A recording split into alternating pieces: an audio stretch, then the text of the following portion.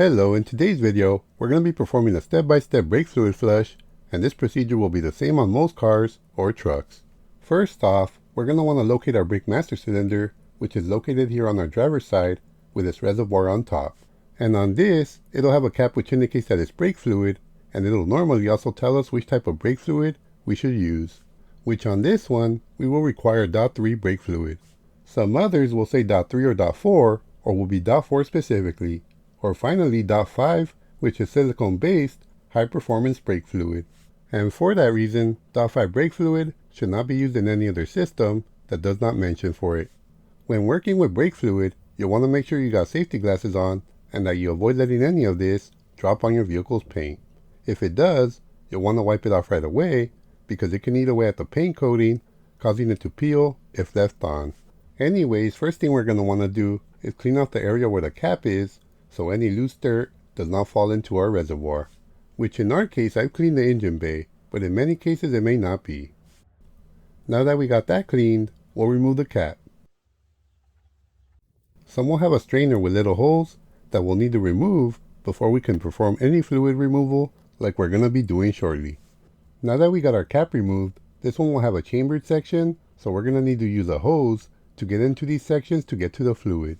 Which as you can see, this one will work fine. So now I'm going to use a fluid syringe with that same hose attached to it. And all we're going to do with this setup is suck out any of the old brake fluid.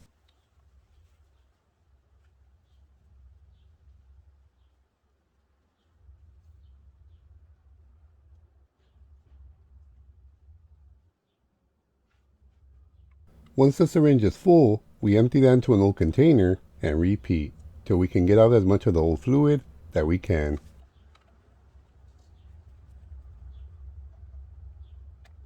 Which as I'm removing, you can see just how dirty and old it is. And this is why we want to replace this fluid before it gets to look this bad.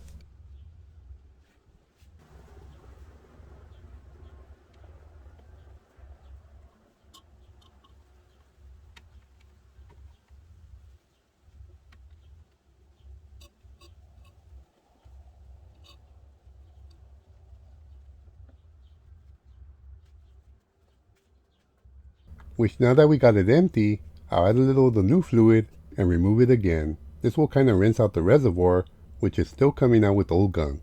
So we'll do this once or twice more till we're happy with it.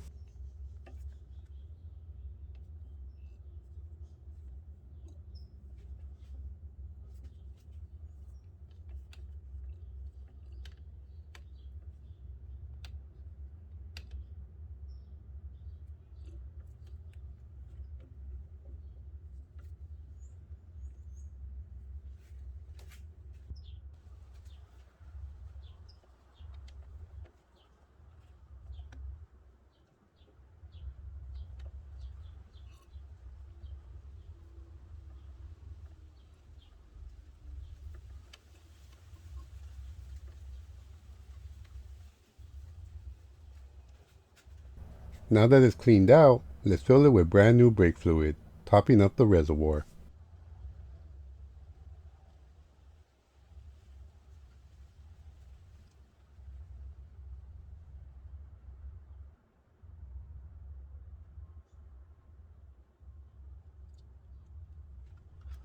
So now that we replaced the fluid in the reservoir with clean new fluid, it's time to perform the flush portion of this procedure, which is to run the brake fluid through the lines and the caliper, pushing out the old brake fluid in the system. And to do this, what I do is start at the shortest line, which this brake system has two lines, one for the fronts and one for the rear brakes. From that it goes into this ABS pump, which sends brake fluid to each caliper or wheel cylinder, depending on your brake system. So thus making the driver's side front the closest and the shortest line. To do this flush, we're going to want to create our own one-person bleeder bottle, or you can buy one instead of making it. Totally your choice. So what I do is first get a plastic bottle. You want it to be one of those thicker bottles, like from sodas or juice. Then you're going to want to rinse it out and let it dry out from the inside. Or what I did is put a blue shop towel inside. Then I used an extension to push around the rag till it was clean and dry, then pulled out the rag, which it having a thicker opening made it easy. With that bottle clean and dry, I'm going to use a 1/4 inside diameter hose since the bleeder valves on this car are bigger being that it's a performance vehicle. But on average, most other cars I would use a 3/16 inside diameter hose, but before doing this, you want to verify the hose fits snug on the bleeder and is not going to be loose or sliding off. And you're also going to want the hose to be clear color and safe to use on chemicals. With fuel appropriate hose works good, or you can use aquarium airline tubing as well. So now that we got our bottle and hose ready, we need our drill bit. We want it to be one size smaller than the hose because we want the hose to be able to slide in, but also be tight to where it'll hold it and not let it slide out easily. So with our drill bit and drill, let's make a hole. Not in the center, but just slightly off so we can make an air hole just above it.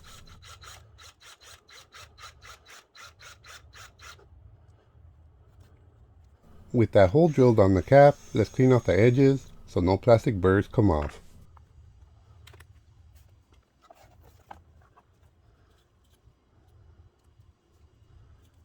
Now to get the hose in. See how the hose is tight fit, but it does go through? That's what we want.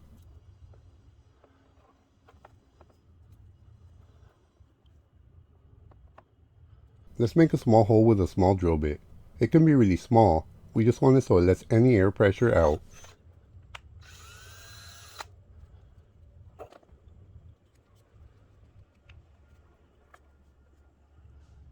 Once we got it through, we also want to slide our hose in far enough to where it sits on the bottom.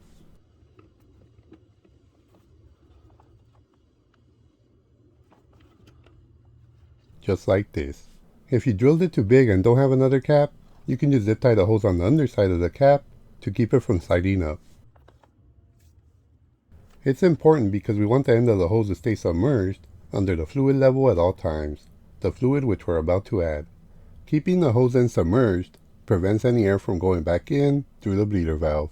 At this point, we grab our quart of brand new brake fluid, which I end up using about a quart to perform this entire procedure. And we'll now add the fluid to our bottle, which I fill to about 1/5 of the bottle, but whatever level you want to fill it to, where you can feel comfortable that the hose end will stay submerged, is fine.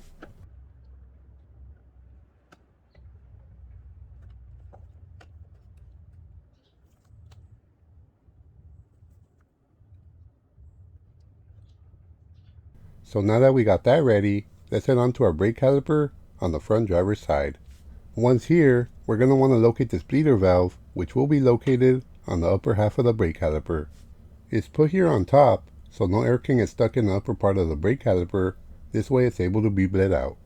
It should also have a rubber cover like this to protect it from dirt, so you'll want to pull it off. Next, you'll want to locate the wrench that fits snug over the bleeder valve nut, which in my case is a 10mm wrench. If the hose fits over with the box end on the valve, you can use this to grab the best hold of the bleeder valve, or if not, you can use the open end after placing the hose on the valve.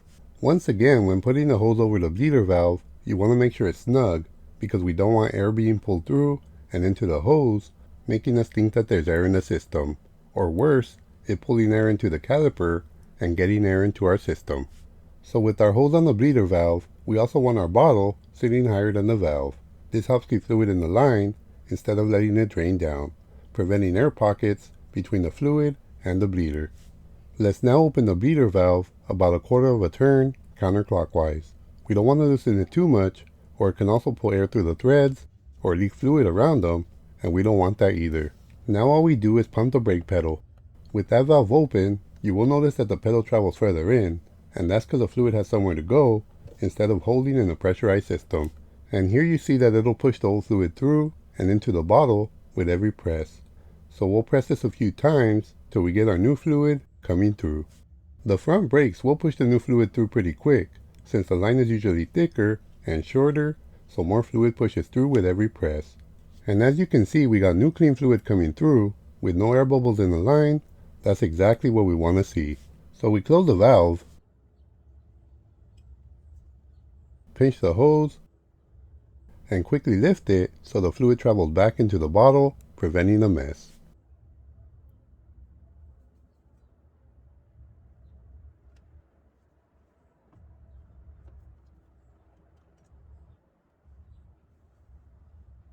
Making sure the valve is tight.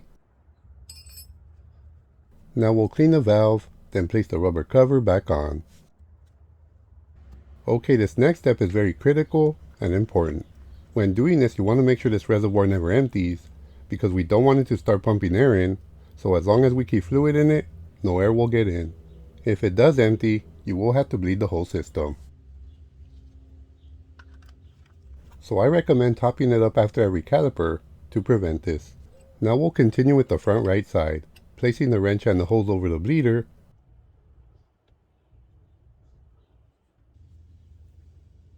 Open the valve 1/4 of a turn, and now pump the pedal till we got our clean fluid coming through.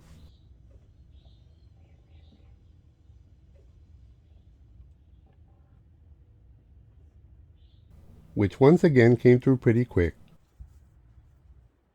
So we'll close the valve, pinch the hose, and clean the bleeder.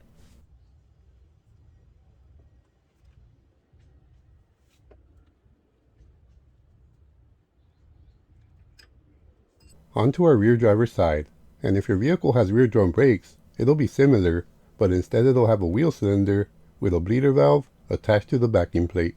But even with rear drum brakes, we'll do the same thing. But for ours, we got 4-wheel disc brakes, and this valve will be slightly different location, but still on the upper half of the caliper, and it'll use the same hose and the same wrench.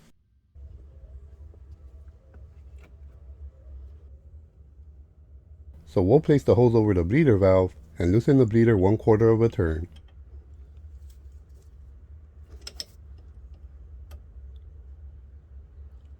Now we'll pump the pedal.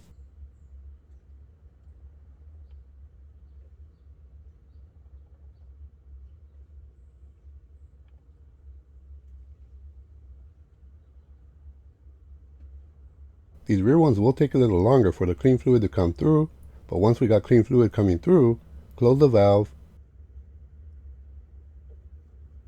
pinch the hose, and remove it.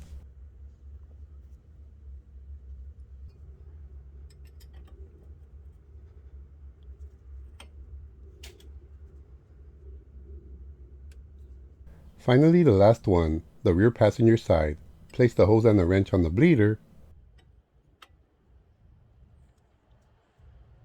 open the bleeder valve, pump the pedal till we get clean fluid coming through,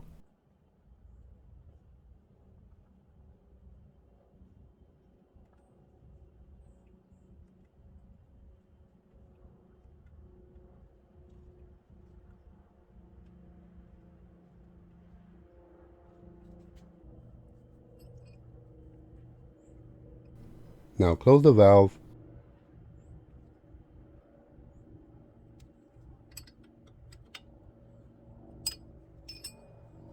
remove the hose, and finally clean the area.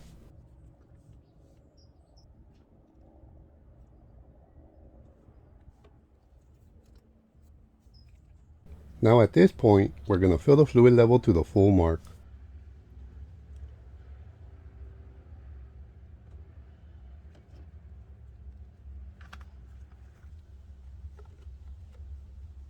Okay, now to check our brake pedal. We're going to want our pedal to be firm and that it holds high as it normally would. If you feel it's spongy or that it keeps sinking, first check to make sure all the valves are completely closed. And if so, and it still feels spongy with a sinking pedal, then it most likely got air in the system and you'll have to do a brake bleed procedure. Which is the same process, but instead you'll want to start at the furthest from the brake master cylinder instead. But in our case, everything turned out great. And with that, we complete this video as well. Well, I hope you found this video helpful and informative. If so, please click that thumbs up button to support my video and my channel. And please subscribe if you haven't done so.